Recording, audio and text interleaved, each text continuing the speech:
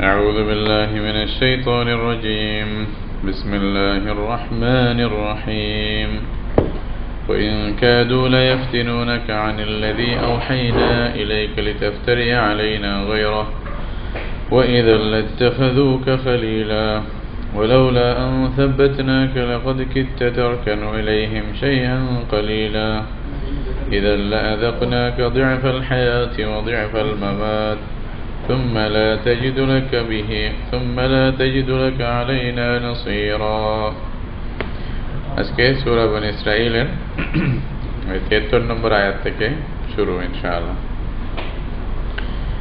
এখানে রাসূলুল্লাহ সাল্লাল্লাহু আলাইহি ওয়াসাল্লামকে তারা যে মক্কার যারা মুশরিকিন ছিল তারা যে বিভিন্নভাবে রাসূলুল্লাহ সাল্লাল্লাহু আলাইহি ওয়াসাল্লামকে এই মিশন থেকে দাওয়াতের মিশন থেকে ফেরানোর চেষ্টা করছিল ওইটার একটা বর্ণনা এখানে আসতেছে এবং রাসূলুল্লাহ সাল্লাল্লাহু আলাইহি ওয়াসাল্লামকে এসব কিছু থেকে বাঁচানোর জন্য আল্লাহ রাব্বুল আলামিন যে নিজে বাঁচাইছেন এই কথাটা এখানে বলা হচ্ছে যে আল্লাহ যদি না বাঁচাইতেন তাহলে আপনি নিজেও হয়তো তাদের দিকে অল্প করে সেদিকে চলে যাইতেন, তাহলে আপনার সব ধ্বংস হয়ে যেত, আপনাকে কেউ বাঁচাতেও পারতো না। তো যেটা আল্লাহ মজবুত রাখছে এটা আল্লাহর অনুদান আপনার উপরে। তো এই কথাটা রাসূল সাল্লাল্লাহু আলাইহি ওয়াসাল্লাম যে বলে দিলেন এইভাবে যেভাবে কোরআনে আসছে এটাই প্রমাণ করে যে কোরআন নিজের থেকে উনি বানায় বলেননি, না হয়তো এইভাবে এইসব কিছু খুলে বলবেন না কেউ। তো বলতেছে ওয়াইন কাদু লা ইয়াফতিনুনাকা আনিল্লাযী আওহাইনা ইলাইক, বলছে এটা ওরা কাফেররা খুব কাছাকাছি চলে গেছিল যে আপনাকে ওরা ফিতনায় ফেলবে, হ্যাঁ পরীক্ষায় ফেলবে বা ফিরাই দিবে আনিল্লাযী আওহাইনা ইলাইকা, ওই জিনিস থেকে যা আপনার প্রতি আমরা ওহী করেছি, যে ওহী আপনার কাছে পাঠানো হয়েছে সেই ওহী থেকে আপনাকে ওরা ফিরানোর কাছাকাছি ছিল। তারা চাইছিল যেন আপনি ওহির মধ্যে ওহির মধ্যে আপনাকে ফিতনায় ফেলে, আপনাকে পরীক্ষায় ফেলে, আপনার উপর একটা মুসিবত তুলে দেয়। কিরকম? লিতাফতারি আলাইনা গায়রাহু, আপনি যেন আমার উপরে এই ওহী ব্যতীত অন্য কিছুকে আমার নামে আপনি মিথ্যা গড়ে নিয়ে নেন, এটা তারা চেয়েছিল। তাহলে তাদের উদ্দেশ্য ছিল আপনি এই ওহীর সাথে অন্য কিছু মিলাই ফেলেন, এটা তাদের উদ্দেশ্য ছিল। এভাবে তারা আপনাকে অন্যদিকে কনভার্ট করার চেষ্টা করছিল। যদি আপনি এটা করতেন, এখানে ভিতরে রয়ে গেছে রাসূল সাল্লাল্লাহু আলাইহি ওয়াসাল্লাম তো করবেন না এরকম, তারা হাজার চাইলেও তাদের কথা মতে রাসূল সাল্লাল্লাহু আলাইহি ওয়াসাল্লাম নিজের থেকে কিছু মিথ্যা বলে আল্লাহর নামে নাউজুবিল্লাহ মিথ্যা বলে তো বলবেন না, ওহীর মধ্যে নিজের থেকে কিছু বলবেন না। তো তারপরেও বলতেছে যদি আপনি এটা করতেন ওয়াইযা লাত্তাখাযুকা খালীলা, তাহলে তারা আপনাকে বন্ধু মনে করত। কাফেরদের কথা যদি আপনি শুনতেন, শুনিয়া যদি দুই একটা এদিক সেদিক করতেন, তাহলে আপনি তাদের খুব বন্ধু, খুব প্রিয় ব্যক্তি হয়ে যেতেন। তখন ওয়ালাউলা আন সাব্বাতনাকা লাকাদ কিত্তা তারকানু ইলাইহিম শাইআন কালীলা, বলছে আর যদি আল্লাহ বলছে আমি যদি আপনাকে মজবুত করে না দিতাম, স্থির করে না, দৃঢ়তা আপনার ভিতরে আমি সৃষ্টি না করতাম, তাহলে আপনি নিজেও কিছু না কিছু তাদের দিকে একটু ঝুঁকে পড়তেন। লাকাদ কিত্তা তারকানু ইলাইহিম শাইআন কালীলা। আসলে কি রাসূলুল্লাহ সাল্লাল্লাহু আলাইহি ওয়াসাল্লামের উদ্দেশ্য ছিল কিছুটা ছাড় দিয়া হইলেও হয়তো ওরা দ্বীনের পথে চলে আসুক, হয়তো এরকম একটা মনোভাব হয়তো আসতো যদি আমি আপনাকে মজবুত না করতাম। তাহলে সুবহানাল্লাহ, দাওয়াতের ব্যাপারে সবসময় দোয়া করা দরকার। এটা তো মাসুম ছিলেন, ইসমতের এটা প্রমাণ হয় রাসূলুল্লাহ সাল্লাল্লাহু আলাইহি ওয়াসাল্লাম মাসুম ছিলেন, আল্লাহ তাআলা বাঁচাইছেন। না হয়তো এই যে দাওয়াতের মধ্যে একটু ছাড় দিতে গিয়া হয়তো এমন কিছু হতে পারে দায়ী থেকে যেটা অপছন্দনীয় হতে পারে। তো সুতরাং আল্লাহর কাছে দোয়াও করতে হবে সবসময় যেন আল্লাহ রাব্বুল আলামিন সাহাবাত কদম রাখে, হকের উপরে মজবুত রাখে এবং ওইটার উপরেই দাওয়াত দেওয়ার চেষ্টা করে। এরপরে যে আসুক, যে না আসুক তার ব্যক্তিগত ব্যাপার, তার তকদিরের ব্যাপার। তো আল্লাহ বলতেছেন যে আমি যদি আপনাকে মজবুত না করতাম তাহলে আপনি একটু তাদের দিকে ঝুঁকে যেতেন।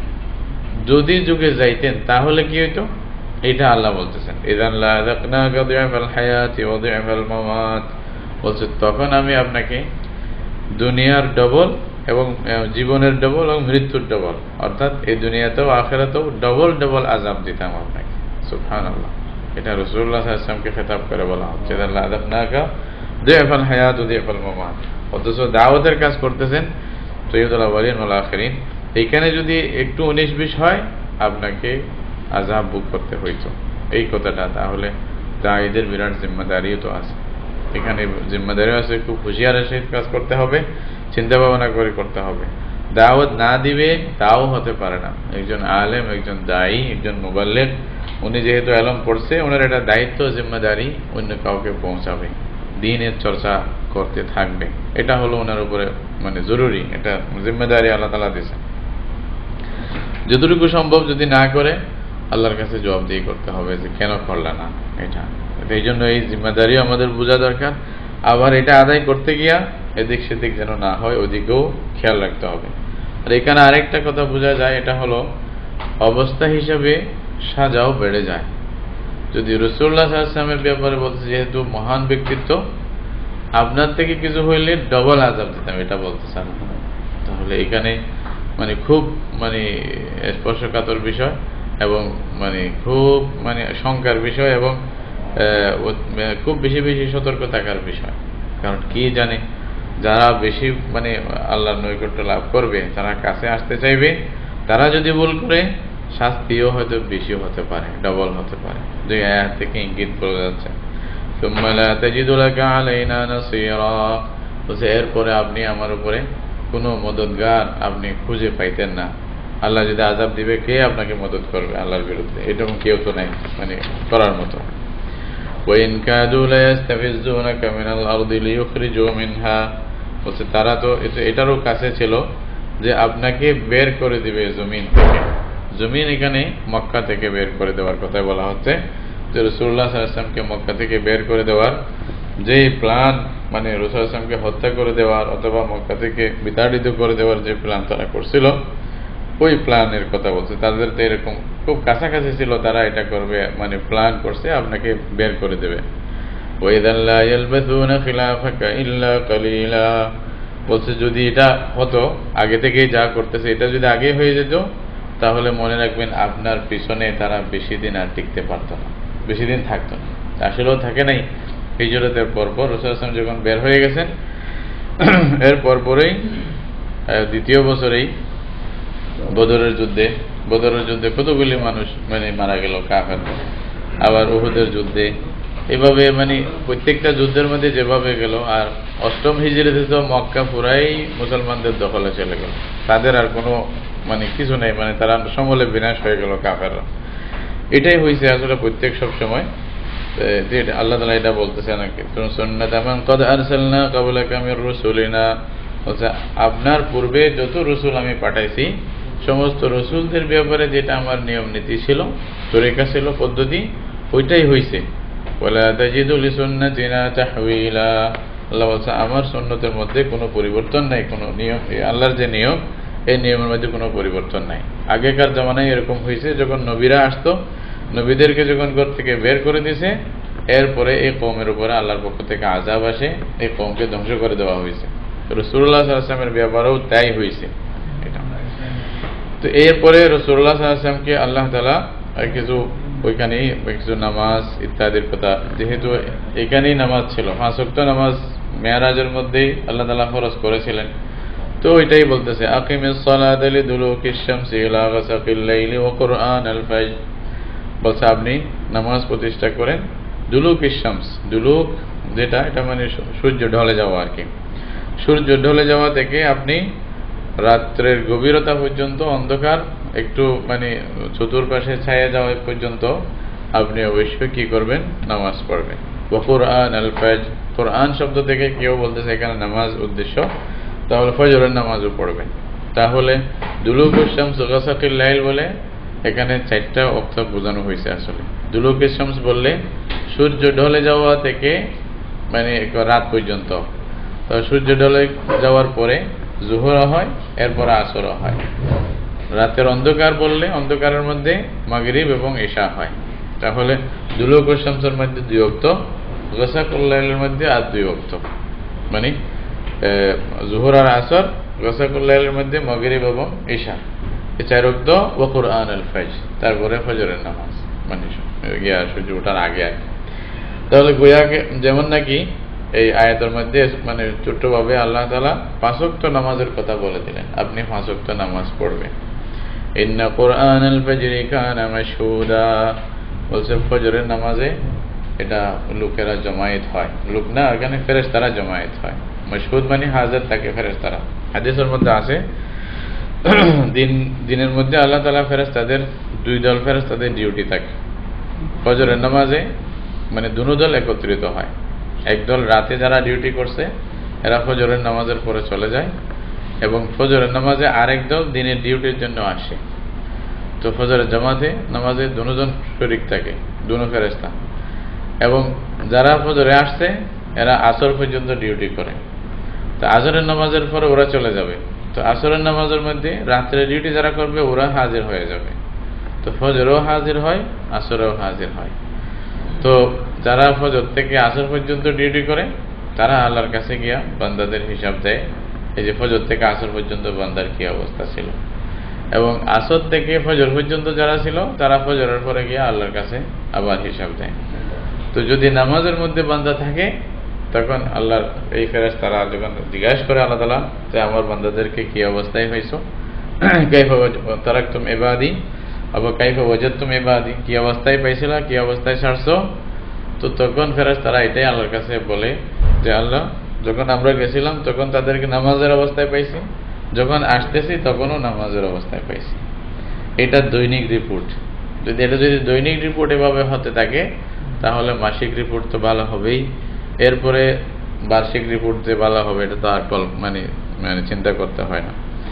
এটাই হলো কথা। এখন যদি এই জন্য রাসূল সাল্লাল্লাহু আলাইহি ওয়াসাল্লাম এই 2 নামাজের তাকিদ বেশি দিয়েছেন, ফজর এবং এই যে আসর। তো মান সাল্লাল বারদাইনি দাখালাল জান্নাহ, হাদিসের মধ্যে আছে 2 ঠান্ডা নামাজ যে পড়বে সে জান্নাতে যাবে। 2 ঠান্ডা মানে সালাতুল ফজর ও সালাতুল আসর, আসরের নামাজ এবং ফজরের নামাজ, এই দুইটা যে পড়বে সে জান্নাতে যাবে। অন্যগুলো তো আছেও। ওয়ামিনাল লাইলি ফাতাহাজ্জাদ বিহি নাফিলাতাল লাক আসা আন ইয়াবআসাকা রাব্বুকা মাকামান মাহমুদা, এবং রাত্র থেকে আপনি তাহাজ্জুদ পড়বেন কোরআনের দ্বারা। তাহলে কোরআন দিয়ে তাহাজ্জুদ পড়া এটা আল্লাহর আদেশ, রাসূলুল্লাহ সাল্লাল্লাহু আলাইহি ওয়াসাল্লামকে বিশেষভাবে দিয়েছেন। কেউ বলতেছেন রাসূলুল্লাহ সাল্লাল্লাহু আলাইহি ওয়াসাল্লামের উপরে তাহাজ্জুদ এটা ফরজ ছিল। তাহাজ্জুদের মানে আসলে তারকুন নওম, মানে ঘুম ছেড়ে দেওয়া আর কি, ঘুম ছেড়ে জাগ্রত থাকা। জাগ্রত থাকলে আপনি নামাজ পড়ে জাগ্রত থাকলেন, এটাকে তাহাজ্জুদ পড়তেছেন। তো তাহাজ্জুদ এটা আসলে মানে ওই 5 ওয়াক্ত ফরজ না, নাফিলাতান লাক মানে এটা জায়েদাতান লাক, এটা একটা উদ্বৃত্ত আপনাকে ইবাদত হিসেবে আল্লাহর পক্ষ থেকে দেওয়া হলো, এটা আপনি অবশ্যই পড়বেন। তো এই তাহাজ্জুদ এটা রাসূল সাল্লাল্লাহু আলাইহি ওয়াসাল্লামের জন্য মানে উম্মতের মধ্যে অনেকেই বলতেছেন ফরজ ছিল এবং রাসূল সাল্লাল্লাহু আলাইহি ওয়াসাল্লাম সেভাবে আদায় করতেন, কিন্তু উম্মতের জন্য ফরজ না। তবে এটা সবচেয়ে আফজল নামাজ, আফজলুস সালাতি বাদাল ফরিজা সালাতুল লাইল। রাসূল সাল্লাল্লাহু আলাইহি ওয়াসাল্লাম এজন্য বলছে ফরজ নামাজের পরে সর্বোত্তম নামাজ হলো নফল নামাজের মধ্যে তাহাজ্জুদ, রাত্রিকালীন নামাজ। এই আয়াতের মধ্যে যেন প্রথম আয়াতে 5 ওয়াক্ত নামাজের কথা বললেন, তারপরে নফল নামাজের মধ্যে যেটা সব বেশি উত্তম ওইটার কথা তাহাজ্জুদের কথা বললেন। ওই তাহাজ্জুদের মধ্যে ভিতরে চলে আসে আসা ইয়াবাসাকা রাব্বুকা মাকামান মাহমুদা, বলছে যে আল্লাহ নিশ্চয় আপনাকে পৌঁছাবেন কোথায়, আপনার প্রভু আপনাকে মাকামে মাহমুদে পৌঁছাবেন। মাকামে মাহমুদ এটা কি, এটা আপনার হাদিসের মধ্যে আছে যে রাসূলুল্লাহ সাল্লাল্লাহু আলাইহি ওয়াসাল্লাম বলছিলেন যে এটা একটা মানে জান্নাতের মধ্যে এমন একটা স্থান যেটা আল্লাহ তাআলা একজন বান্দাকে শুধু দিবেন, সমস্ত বান্দাদের মধ্যে শুধু একজনকে দিবেন। তো রাসূলুল্লাহ সাল্লাল্লাহু আলাইহি ওয়াসাল্লাম বললেন যে আমি আশা করি মানে আনা হুয়া ও আরজু আন আকুনা আনা হুয়া, আমি আশা করি আমি সেই বান্দা হব। তো সুতরাং তোমরা সবাই মিলে আল্লাহর কাছে আমার জন্য ওসিলা দোয়া করো, ফাসালুল্লাহ আলিয়াল ওয়াসিলা। ওই যে আজানের পরে যেটা আমরা দোয়া করি, আল্লাহুম্মা আতি মুহাম্মাদাল ওয়াসিলাতা ওয়াল ফাদিলা ওয়া বা'আথহু মাকামান মাহমুদান আল্লাযী ওয়া'আদতা, এই যে এটা। তো আল্লাহ রাসূলের উম্মতেরা কিয়ামত পর্যন্ত এই ওসিলার দোয়া করতে থাকবে। দৈনিক আল্লাহর কাছে কত হাজার কোটি দরখাস্ত যাচ্ছে, রাসূলুল্লাহকে ওসিলা দাও, রাসূলুল্লাহকে ওসিলা দাও, রাসূলুল্লাহকে ওসিলা দাও। সুবহানাল্লাহ, মানে কিয়ামত পর্যন্ত বলতেই থাকবে মানুষ। তাহলে যার জন্য তলব বেশি যাবে ওনাকেই তো আল্লাহ দেবে, আর সবচেয়ে বেশি রাসূল সাল্লাল্লাহু আলাইহি ওয়াসাল্লামের উম্মত বেশি, আর কন্টিনিউয়াস যাচ্ছে। হিসাব ছাড়া এতগুলো। তো এই জন্য এটার গুরুত্ব আছে আসলে আজানের পরে দোয়া পড়া আর কি, যেটা বলছে وقل رب أدخلني مدخل صدق وأخرجني مخرج صدق واجعل لي من لدنك سلطانا نصيرا। এটা হলো মক্কা থেকে যখন রাসূলুল্লাহ সাল্লাল্লাহু আলাইহি ওয়াসাল্লামকে বের করে দেওয়া হচ্ছে, মেরাজের মানে পরপরই কিন্তু হিজরতের আগ মুহূর্তেই মেরাজটা হয়েছিল। বলছে তখন আপনি কি দোয়া করবেন? আল্লাহ তাআলা একটা দোয়া শিক্ষা দিয়েছেন রাসূলুল্লাহ সাল্লাল্লাহু আলাইহি ওয়াসাল্লামকে। বলছে যে এটা আল্লাহর হুকুম, আপনাকে বের হইতে হবে, কোথাও প্রবেশ করতে হবে। বের হলেও আল্লাহ যেন সত্যভাবে আপনাকে বের করে, প্রবেশ করলেও যেন সত্যভাবে আপনাকে আল্লাহ প্রবেশ করায়। এজন্য ওকুর রাব্বি, বলেন যে হে আল্লাহ, আদখিলনি মুদখালা সিদকিন, আল্লাহ খুব ভালো জায়গায় আমাকে মানে প্রবেশ করো। ও আখরিজনি মাখরাজা সিদকিন, আল্লাহ যদি আমাকে কোথাও থেকে বের করো তো ভালোভাবে বের করো। দুটোটার মানে ইজ্জতের সাথে সম্মানের সাথে মানে নিয়ে যাও, আবার বের করলো বের করো। ওয়াজআল লি মিন লাদুনকা সুলতানান নাসীরা, আল্লাহ আমাকে তোমার পক্ষ থেকে মানে একটা ক্ষমতা দাও এবং মানে সাহায্যকারী একটা ক্ষমতা দাও। তো এখানে এক হিসাবে যদিও আমাকে এই দেশ থেকে বের করা হচ্ছে, আবার আমি যেন আমার কর্তৃত্ব এখানে আবার মানে করে নিতে পারি, সেই সুযোগ আল্লাহ তুমি আমাকে দিয়ে দাও। যেন এই আয়াতে দোয়া করলেন, পরের আয়াতে এটার নতিজা বের হচ্ছে। কি হচ্ছে? ওয়াকুল জাআল হাক্কু ওয়া যাহাকাল বাতিল ইন্নাল বাতিলা কানা যাহুকা। এটা হলো কি, রাসূলুল্লাহ সাল্লাল্লাহু আলাইহি ওয়াসাল্লাম যখন আবার পুনরায় ফিরে আসলেন মক্কা শরীফে, ওই মানে অষ্টম হিজরিতে মানে বিজয়ী বেশে যখন আসলেন, তখন আল্লাহর ঘরে এরা 360টি মূর্তি রেখেছিল। তো রাসূলুল্লাহ সাল্লাল্লাহু আলাইহি ওয়াসাল্লাম মক্কা ফতেহ করার পরে একটা হাতের মধ্যে একটা ছড়ি ছিল, ওইটা দিয়ে এই মূর্তিগুলা একটা একটা করে ভেঙে ফেলছে এবং এটাকে মানে ওইখান থেকে ফেলে দিচ্ছে, আল্লাহর ঘরের ওইখান থেকে, মানে আল্লাহর ঘরকে পবিত্র করছে মূর্তি পূজা থেকে।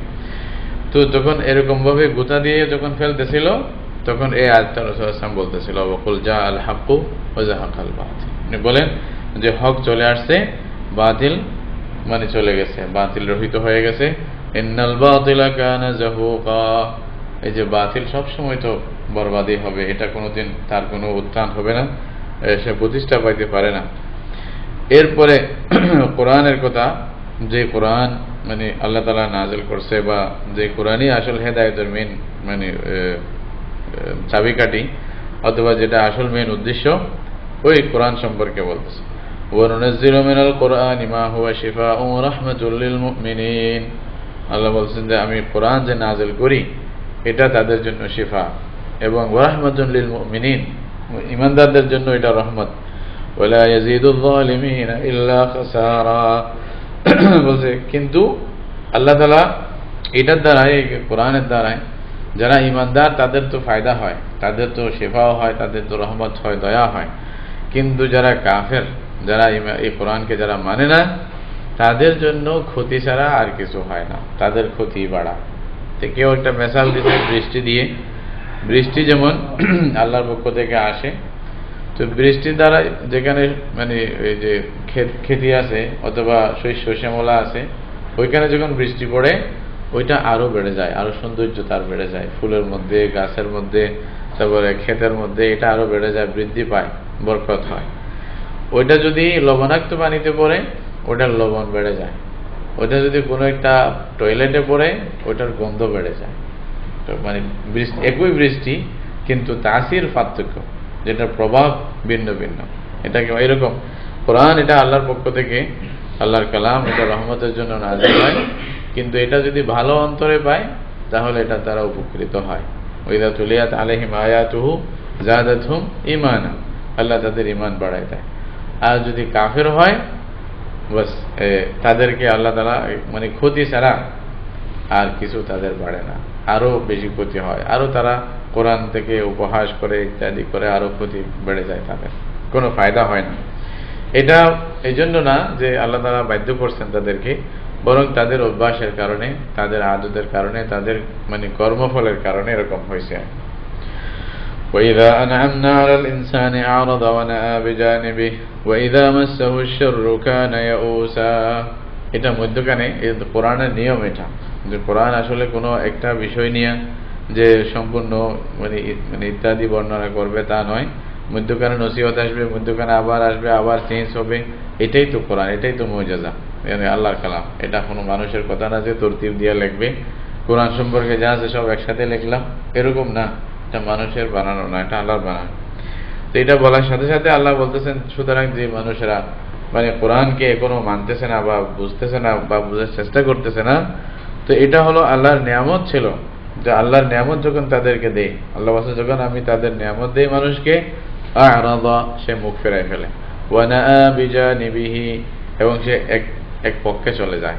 মানে এটা মানে মোটেও মানে কোরআনের দিকে মুখ রাখে না, অন্যদিকে হয়ে যায় পুরোপুরি, মানে মুখ ফেরাই ফেলে।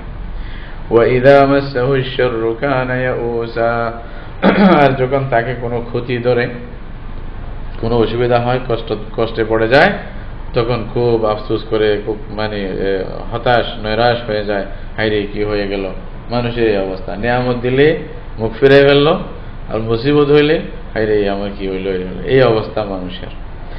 কুল কুল্লুন ইয়ামালু আলা শাকিলাতি, আল্লাহ বলতেছেন যে বলে দেন যে প্রত্যেকেই নিজের নিজের নিয়ম মতে, নিজের পদ্ধতি মতে অথবা নিয়ত হিসাবে প্রত্যেকে আমল করতে থাকবে এই পৃথিবীতে। ফারাব্বুকুম আ'লামু বিমান হুয়া আহদা সাবিলা, বলছে আপনার প্রভু মানে ওই ব্যক্তি যাদের মানে হেদায়েত বেশি, মানে রাস্তার হেদায়েত বেশি পাবে, তাদের সম্পর্কে আপনার প্রভু খুব ভালো জানেন। ওয়াসআলুনাকা আনির রূহ, এরপরে রাসূলুল্লাহ সাল্লাল্লাহু আলাইহি ওয়াসাল্লামকে আরেকটি কথা আল্লাহ তাআলা বলতেছেন যে এই মুশরিকিন এবং কাফেররা আপনাকে পরীক্ষা করার জন্য অনেক রকম পরীক্ষা করবে। তার মধ্যে একটা এটাও ছিল, ইহুদিদের কিছু লোকেরা মুশরিকিনদেরকে বলছিল যে তোমরা ওনাকে পরীক্ষা করতে পারো, উনি যদি নবী হয়ে থাকে তাহলে 3টা প্রশ্নের উত্তর দিতে পারবে, না হয়তো পারবে না। 3টা প্রশ্নের মধ্যে একটা ছিল রূহ সম্পর্কে, আরেকটা ছিল আসহাবে কাহাফ সম্পর্কে, আরেকটা ছিল যুলকারনাইন সম্পর্কে। তো তরতিবের সাথে এক হিসাবে দেখতে গেলে সূরা বনী ইসরাঈলের মধ্যে আল্লাহ তাআলা রূহ সম্পর্কে প্রশ্নের উত্তর দিয়েছেন। সূরা আসহাবে কাহাফের ব্যাপারে পুরো একটা সূরা নাযিল করে দিয়েছেন পরে। তারপরে যুলকারনাইনের ব্যাপারে আর সূরা কাহাফের শেষের দিকে বিরাট একটা বহস, মানে বর্ণনা আসছে।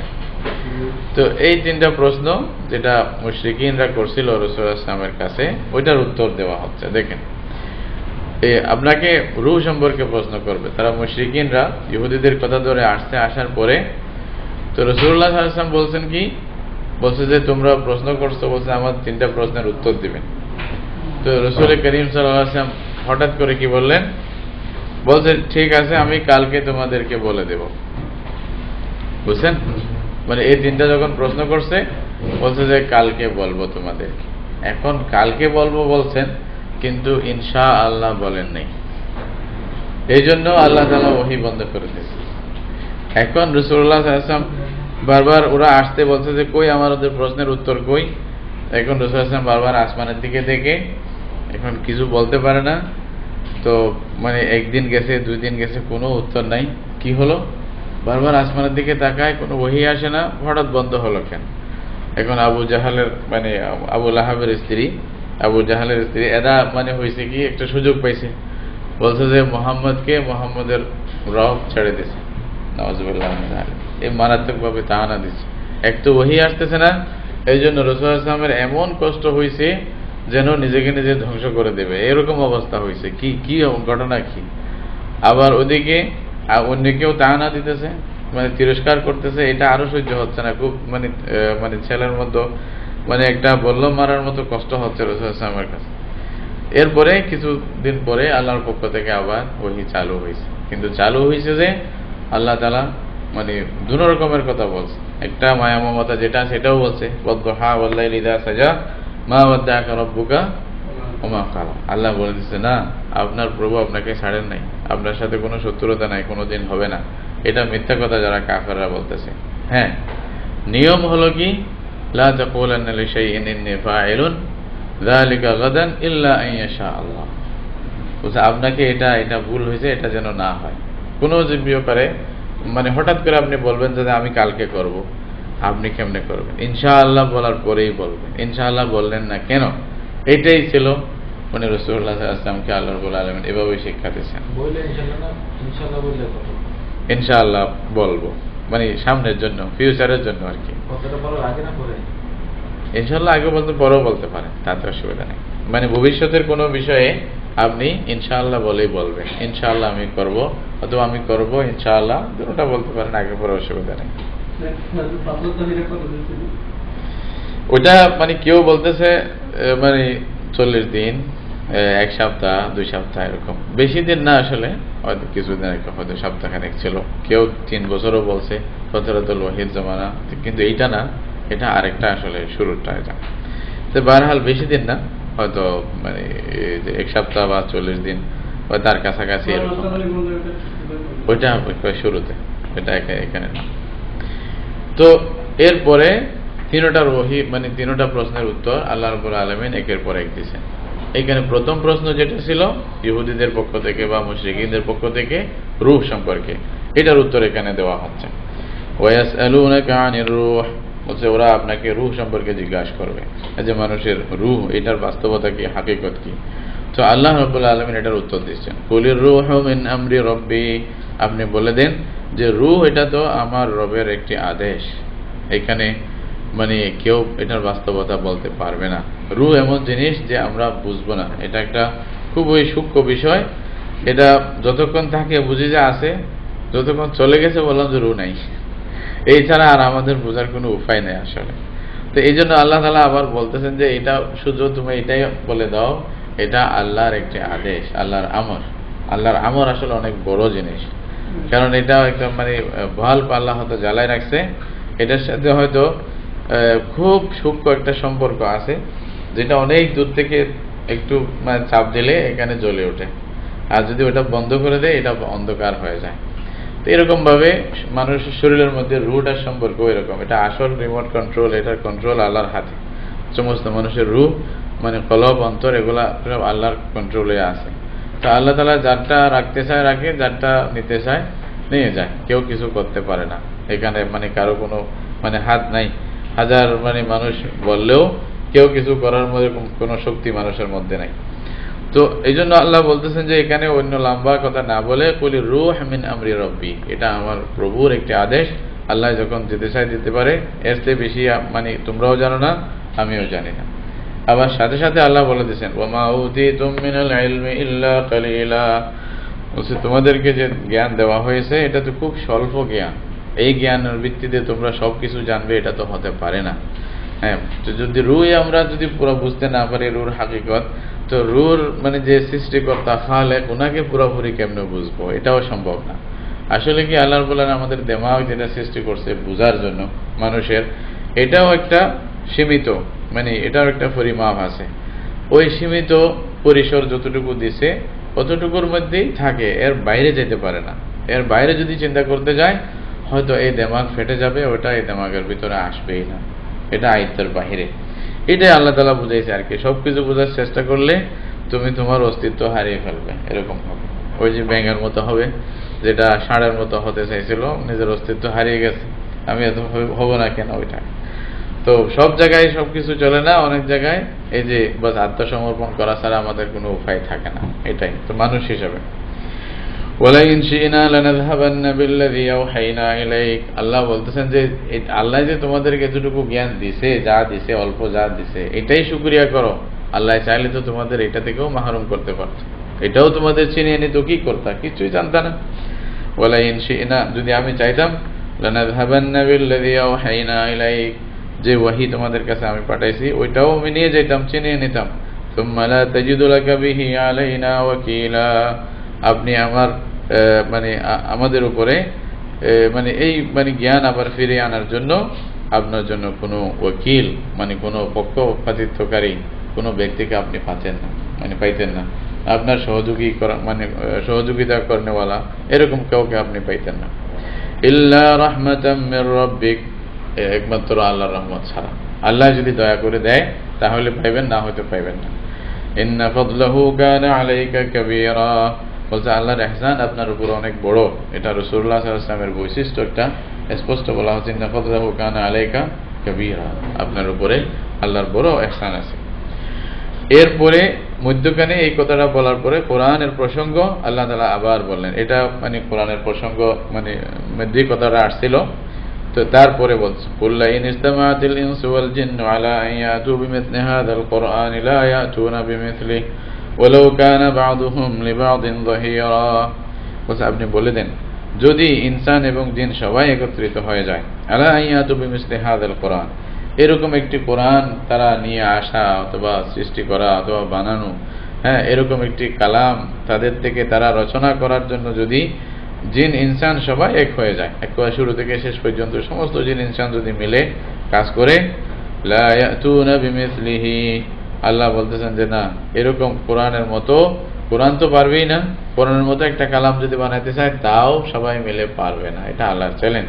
এই চ্যালেঞ্জটা কোরআনের কয়েকটি জায়গায় মানে বিভিন্ন ভাষায় আসছে। কোথাও বলছে 10টি সূরা বানাই দেখাও, কোথাও বলছে এরকম আরেকটা কালাম বানাই দেখাও, কোথাও বলছে ছোট্ট একটি সূরা বানাই দেখাও। একবার শুরুতে ফাতু বিসূরাতিন মিন মিসলিহি বিসূরাতিন সগীরাতিন মিন মিসলিহি ওয়াদউ শুহাদাকুম মিন দুনিল্লাহ, আল্লাহ ছাড়া যাদের সহযোগী মনে করো সবাইকে নিয়ে নাও, তারপরেও পারো কিনা দেখো। ফাইল্লাম তাফআলু ওয়ালান তাফআলু, ওইখানে বলছে যে কখনো পারবে না, এটা অসম্ভব, তোমরা পারবে না, পারা তোমাদের পক্ষে সম্ভব না। এইখানে বলছে লা ইয়াতুনা বিমিসলিহি, মানে আনতে পারবে না। ওয়ালাউ কানা বা'দুহুম লিবা'দিন যাহিরা, যদিও বা তারা একে অপরের সহযোগী হয়, মদদগার হয়, সাহায্যকারী হয়। ওয়ালাকাদ সাররাফনা লিন-নাসি ফি হাযাল কুরআনি মিন কুল্লি মাসাল, আল্লাহ বলছে আমি তো মানে ঘুরায় ফিরে বলেছি বারবার মানুষের জন্য এই কোরআনের মধ্যে সব ধরনের মানে দৃষ্টান্ত বিবরণ আমি বলে দিয়েছি।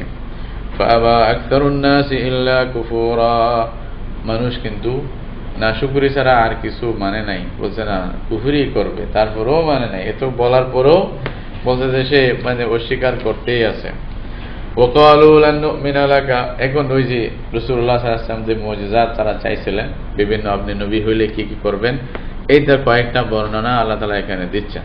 দেখেন ওয়াকালু লান নুমিনা লাকা হাত্তা তাফজুরা লানা মিনাল আরদি ইয়ানবুআ, সুবহানাল্লাহ, কিরকম দাবি আল্লাহ রাসূলের কাছে। বলছে তারা বলল আমরা কখনো ঈমান আনবো না আপনার উপরে, হাত্তা তাফজুরা লানা, এমনকি আপনি জমিন থেকে আমাদেরকে চশমা বের করে দেখাবেন, ঝর্ণা বের করে দেখাবেন।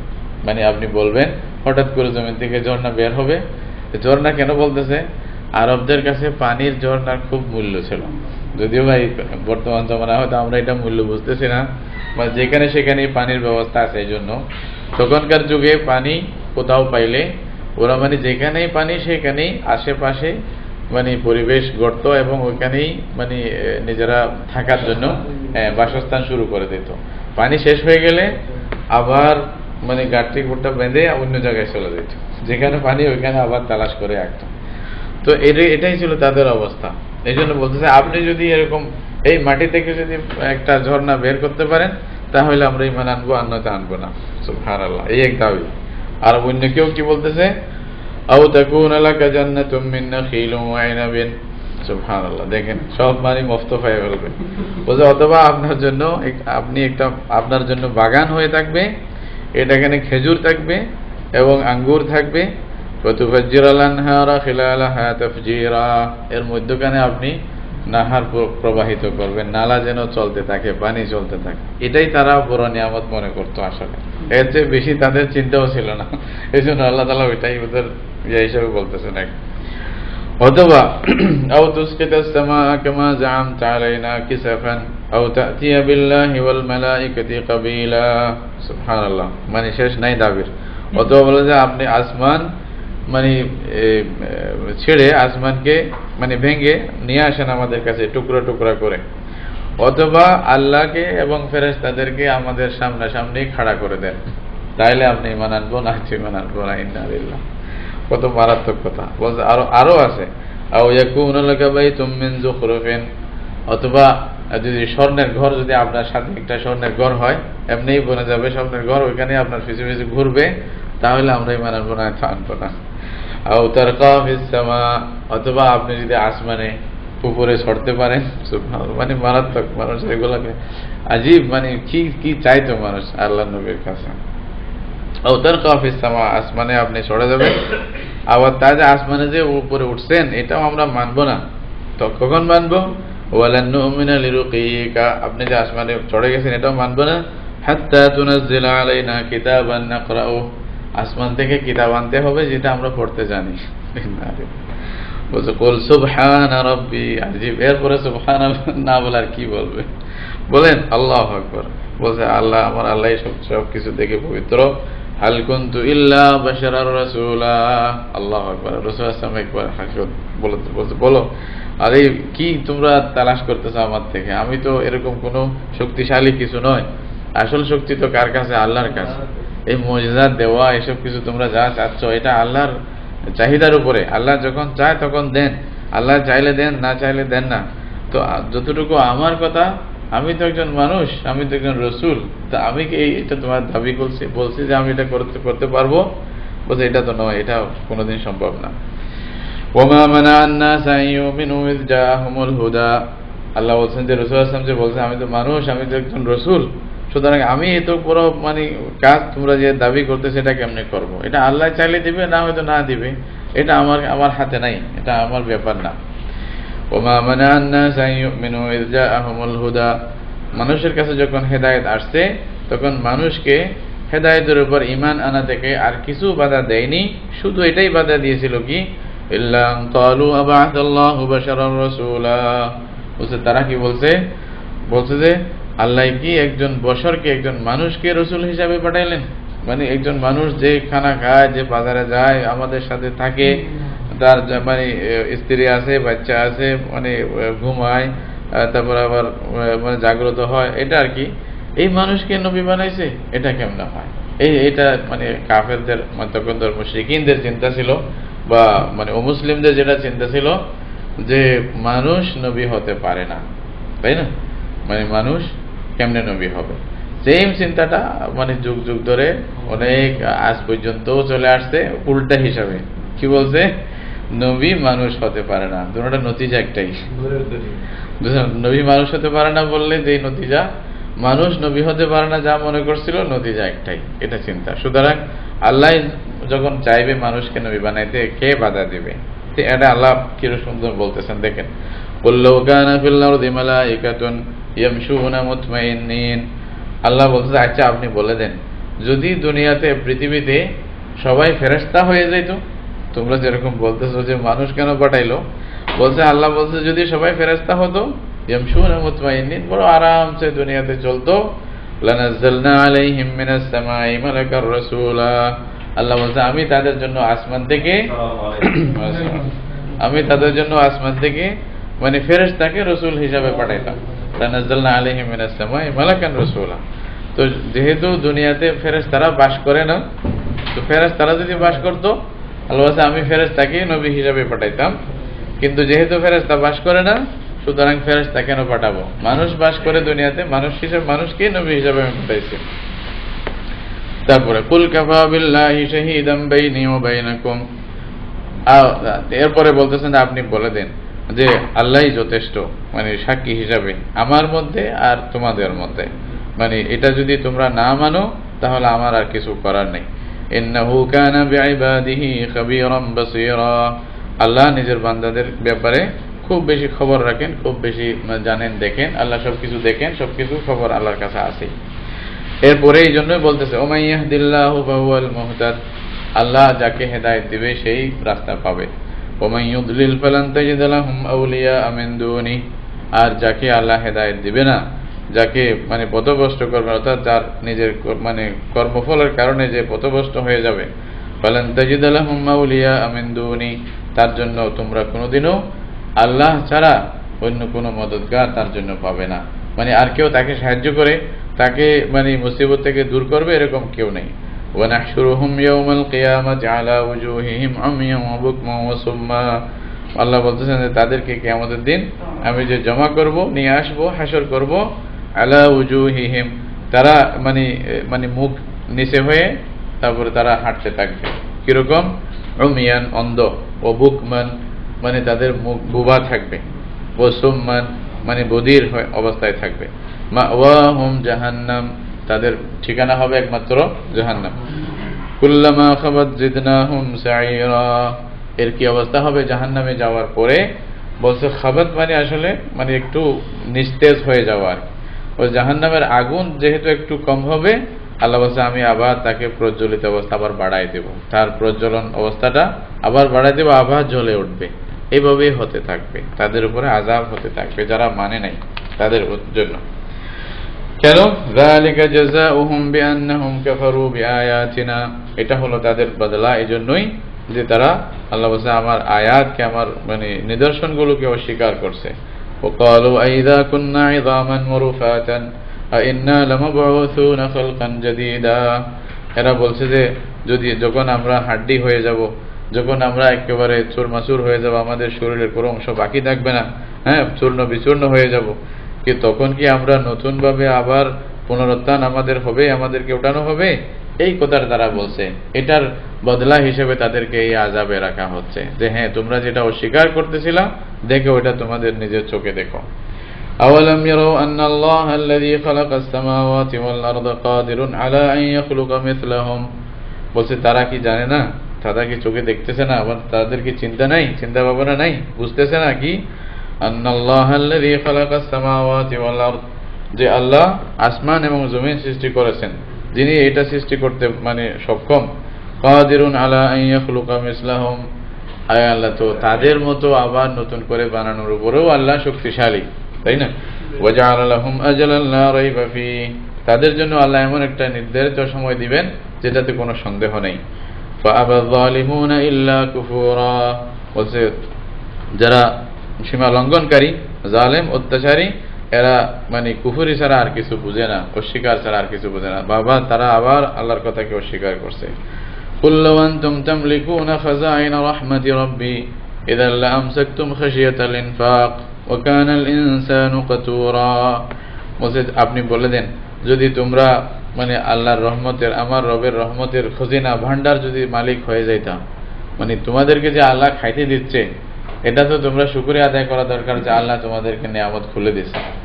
আর যদি আল্লাহ যদি তোমাদেরকে পুরা ভান্ডার এমনি দিয়ে দিত, তখন এখন যেভাবে তোমরা নিজের হাতকে মানে গুটিয়ে রাখছো, মানে মানুষের প্রতি দিচ্ছ না কিছু, তখনও তোমরা কি করতা, ওই মানে খরচের ভয়ে তোমরা তখনও মানে কৃপণতা শুরু করতা। আমসাকতুম, তোমরা রুখে রাখতা, সম্পদকে নিজের জন্য মানে অর্জন করে রাখতা, এটা মানে মানুষের সামনে দিতা না। ওয়া কানাল ইনসানু কাতুরা, মানুষ হলো কি আসলে অন্তরের মধ্যে এরকম আছে যে মানুষের ভয় হয় যে আমি যদি খরচ করি আমি কোনো গরিব হয়ে যাব নাকি, আবার আমি না পাই নাকি, এই ভয়ে সে দিতে পারে না নিজের থেকে, মানে কৃপণতাটা যায় না মানুষের। এরপরে আল্লাহ রাব্বুল আলামিন এখানে সূরার শেষের দিকে এসে মূসা আলাইহিস সালামের সাথে বনী ইসরাইল যেহেতু মুখাতাব, এই মানে প্রথম থেকেই সূরার নামেই বনী ইসরাইল, তো মূসা আলাইহিস সালামের সাথে যেরকম অবস্থা হয়েছিল রাসূলুল্লাহ সাল্লাল্লাহু আলাইহি ওয়াসাল্লামের সাথেও সেরকম অবস্থা হতে যাচ্ছে, মানে দুটোর প্রায় মিলা আছে। এই কথাটা বোঝার জন্য শেষে কতগুলি কথা আনতেছে, মানে এটা রাসূলুল্লাহ সাল্লাল্লাহু আলাইহি ওয়াসাল্লামকে সান্ত্বনা দেওয়ার জন্য যে আপনাকে না, আপনার আগে মূসা আলাইহিস সালাম বনী ইসরাইলের যে সম্মানী একজন নবী ছিলেন, ওনার সাথে ওইরকম ব্যবহার করা হয়েছে, আরো খারাপ ব্যবহার করাও হয়েছে, ওটার একটা দৃষ্টান্ত শেষে আনতেছে। ওয়ালাকাদ আতাইনা মূসা 9 আয়াতিন বাইয়িনাতিন, আল্লাহ বলেন আমি মূসাকে 9টি স্পষ্ট মানে নিদর্শন দিয়েছি। ফাসআল বনি ইসরাঈলা ইয জাআহুম, আপনি বনি ইসরাইলকে জিজ্ঞাসা করেন। এটা কোরআনের মধ্যে বিভিন্ন জায়গায় আল্লাহ তাআলা বর্ণনা করছে কি কি দিয়েছিল, যেমন নাকি এই যে একটা হাত, মূসা আলাইহিস সালামের একটা মুজিজার মধ্যে হাত ছিল, যেটা মানে বুগলের মধ্যে দিলে সূর্যের মতো এটা মানে স্পষ্ট আলো মানে চলে আসতো এর মধ্যে, হাতের মধ্যে। আর একটা লাঠি ছিল, এটা আপনারা জানেন, হ্যাঁ লাঠির দ্বারা মূসা আলাইহিস সালাম লাঠিটা মাটিতে রাখলে সাপ হয়ে যেত।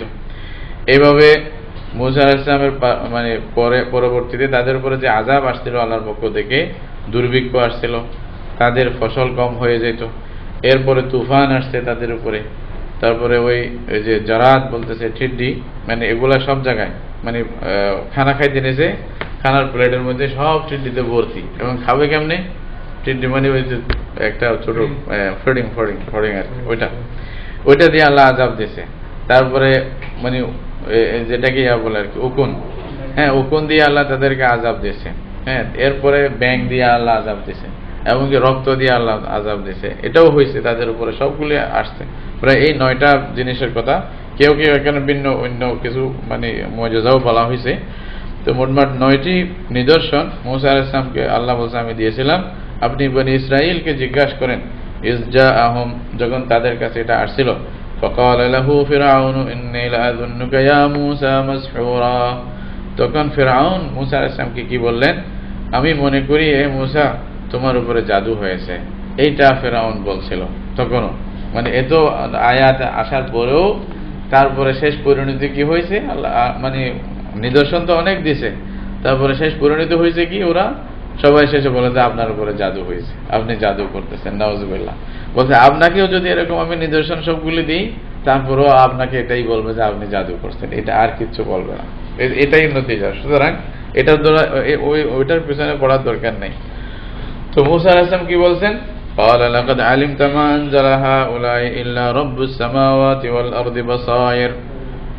মূসা আলাইহিস সালাম বললেন যে লাকাদ আলিমতা, এই যে এই ফিরআউন তুমি ইয়াকিনের সাথে জানো কি, মা আনজালা হাউলাই, এই আলামত নিদর্শনগুলোকে আর কেউ অবতীর্ণ করেনি, ইল্লা রাব্বুস সামাওয়াতি ওয়াল আরদ, আসমান জমিনের প্রভুই এগুলা তোমাদের জন্য আনছে, বাসায়ের, দলিল হিসাবে, প্রমাণ হিসাবে। ওয়া ইন্নী লাআযুন্নুকা ইয়া ফিরআউন মাসবুরা, আর মূসা আলাইহিস সালাম বললেন যে হে আমি মনে করি হে ফিরআউন তুমি আসলে ধ্বংস হয়ে গেছো, তোমার উপরে হালাকত মানে ধ্বংস চলে আসছে। সুবুর আসলে মৃত্যু এবং ধ্বংস এগুলাকে বলে। ফারাদা ইয়াস্তাফিজহুম মিনাল আরদি, তখন পরে কি হইছে, আয়াত আসলো, এরপর আয়াত মানে নাই, তারপরে মূসা আলাইহিস সালামকে জমিন থেকে অর্থাৎ মিশর থেকে মানে বিতাড়িত করার জন্য ওরা চেষ্টা করলো। ফারাদা, ওরা ইচ্ছা করলো শেষ পর্যন্ত ফিরআউন যে ওনাদেরকে, মূসা আলাইহিস সালাম এবং ওনার সাথে যারা আছে তাদেরকে মানে মিশর থেকে বিতাড়িত করবে। ফাগরাকনাহু ওয়া মান মাআহু জামিআ, আল্লাহ বলছে আমি ফিরআউনকে এবং ফিরআউনের সাথে যারা ছিল সবাইকে আল্লাহ বলছে আমি ডুবাই মারছি, এদের সবাইকে আগরাকনাহু মানে সবাইকে ডুবাই দিয়েছি। ওয়া কুলনা মিন বাদিহি লিবানি ইসরাঈল আসকুনুল আরদ, আল্লাহ বলছে আমি তারপরে বললাম মূসা আলাইহিস সালামকে, মানে মূসা আলাইহিস সালামকে এবং যারা বনী ইসরাঈল ছিল তাদেরকে, উসকুনুল আরদ, তোমরা এখন জমিনে বসবাস করো। এরপরে এরা ময়দানে তিহে ছিল, তারপরে মুলকে শামে চলে গেছিল। ফাইদা জাআ ওয়াদুল আখিরা, যখন শেষ সময় আসবে, জিনা বিকুম লাফিফা, তোমাদেরকে সব জায়গা থেকে জড়ো করে নিয়ে আসবো। সুবহানাল্লাহ, আল্লাহ, এটার একটা অর্থ তখন ছিল, আর একটা অর্থ শেষ জমানার আগেও হতে পারে। এটা মানে শেষ জমানার আগে সমস্ত ইহুদি মানে সারা বিশ্ব থেকে এক এক করে ওইখানে জড়ো হবে, আবার ফিলিস্তিনে বাইতুল মুকাদ্দাসে গিয়ে আবার জড়ো হবে, কারণ তাদের সাথেই মোকাবেলা হবে ঈসা আলাইহিস সালামের মেয়ে। এখন ওই যুদ্ধের জন্য নাকি আবার জড়ো হচ্ছে, আল্লাহ জানে। এখন তো আমরা অনেক কিছু দেখতেছি, প্রায় জায়গা থেকে ইসরায়েলরা নিজেদের জন্য নিরাপদ স্থান মনে করতেছে কাকে, ফিলিস্তিন। তা আল্লাহ বলছে আমি আবার নিয়ে আসবো, কেমনে কোথা থেকে আসবে দেখবে তোমরা। তো জিনা বিকুম লাফিফা, তারপরে যা করার তা হবে আর কি। তো যে শুধু লাফিফ, লাফিফ মানে মালফুফ মানে মুজতামিআন, একসাথে দল দল দলগত ভাবে, ছোট ছোট বড় বড় এইভাবে আর কি। তো এটা মূসা আলাইহিস সালামের কথা মধ্যখানে বলে আল্লাহ রাব্বুল আলামিন এটা মানে ওই যে মুশরিকিনদেরকেও একটা মানে সবক দেওয়ার মতো, এবং রাসূলুল্লাহ সাল্লাল্লাহু আলাইহি ওয়াসাল্লামকেও বললেন এটাই, যে মূসা আলাইহিস সালামের উপরে ওহী নাযিল করা হয়েছিল, আয়াত দেওয়া হয়েছিল, না মানার কারণে এই পরিণতি হয়েছে। সুতরাং আপনার কাছে যে কোরআন দেওয়া হচ্ছে, আমরা যদি আয়াত আমি দেই, নিদর্শন দেই, তাহলে পরিণতি এটাই হবে। সুতরাং এইসব কিছুর পিছনে যাওয়ার দরকার নেই। অনেক কিছু তারা বলবে, তাদের এরকম যদি প্রত্যেকটা যদি আপনি তাদের উদ্দেশ্য পূরণ করার চেষ্টা করেন হেদায়েত আসার জন্য, এইটা সিলসিলা তো শেষই হবে না। কালকে আসে একজন বলবে যে আমাকে এটা করে দেখাও, আরেকজন আসে আমাকে এটা করে দেখাও, তো কয়টা করে দেখাবেন? সুতরাং আপনি যেটা আসল মুজিজা কোরআন, এটা নিয়ে থাকেন। এটার কথা পরে এই জন্য আছে, ওয়াবিল হাক্কি আনজালনাহু ওয়াবিল হাক্কি নাযাল, বলছে হকের সাথেই আমি এই কোরআনকে নাজিল করছি এবং হকের উপরেই এটা আস্তে ধীরে অবতীর্ণ হয়েছে। ওমা আরসালনাকা ইল্লা মুবাশশিরান ওয়া নাযীরা, বলছে আমি আপনাকে মানে আল্লাহ বলছে আমি আপনাকে যে পাঠাইছি এটা মানে ভালো সুসংবাদ দেওয়ার জন্য এবং খারাপি থেকে মানুষকে বিরত রাখার জন্য, সতর্ক মানে করার জন্য। এই হিসাবেই শুধু আপনি প্রেরিত, এটাই আপনি কাজ করবেন, এটা কোরআন দিয়া করবেন, আর অন্য কিছু করার মানে চিন্তা করার দরকার নেই। কাফেররা যাই বলুক এদিকে সেদিকে মানে আপনাকে চিন্তা করার কোনো দরকার নেই। ওয়া কুরআনান ফারাকনাহু লিতাকরাহু আলান নাসি আলা মুকথ, এটা আবার বলতেছেন আমি কোরআন নাযিল করেছি, যে ফারাকনাহু মানে আমি আস্তে ধীরে এটাকে মানে নাযিল করেছি আর কি, লিতাকরাহু আলান নাসি আলা মুকথ, যেন আপনি যেন মানুষের উপরে মানে ধীরে আস্তে এটাকে আপনি মানুষের সামনে পড়ে দিতে পারেন, বুঝাই দিতে পারেন।